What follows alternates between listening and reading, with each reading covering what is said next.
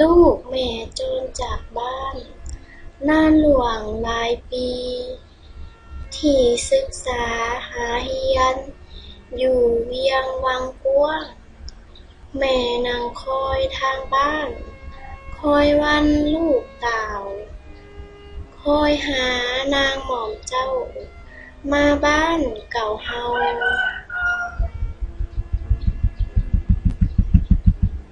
แต่ว่าเวลาเลยผ่านพ้นใกล้4 ปีไปดวงใจของมารดาบ่คืนหน้าแนงหนาแม่ผู้คนคอยท่าทุกเวลาคมคืนทุกคืนหำไห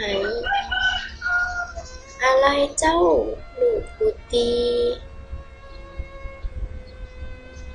ลูกเอ๋ยแม่ที่คอยอยู่บ้านนานนับเวลาวันว่าดวงใจจะหันเต่าคืนมาบ้านการเวลานานเนิ่นลูกเหินห้ามห่างทั้งแม่และพ่อนี่คอยเศร้าคำแรง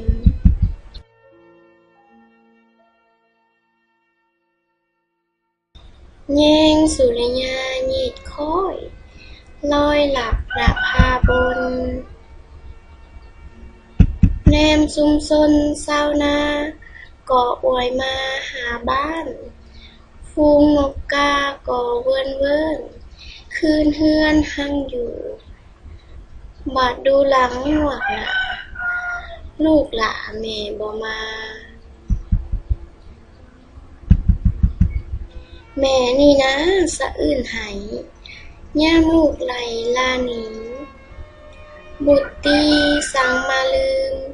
ถิ่นฐานเข้าอยู่เวียงทองวิไลเก้าเพื่อนเขาบ้านเพิ่นมัวแต่เพิ่นมวนลิ้นลืมสิ้นตุกตองแล้วบ่แม่นางคอยของถากลางหาสายฝนหิ่งหนเววนขิดคำควรคะนิ่งไหเหลือใจลูกแนงหนามารดาผู้เป็นแม่หลงกระแสบอนฟ้าจนลืมหน้าให้เขาบอนเจ้าอยู่อาศัยลืมแล้วไปลูกหลาว่าจ้าแม่คอยสอนลืมแล้วบ่เฮือนนอนตุตองหลังนี้ไปมีดีทางหนาลืมลาทานถิ่นลืมอยู่พินบ่อนบ้าน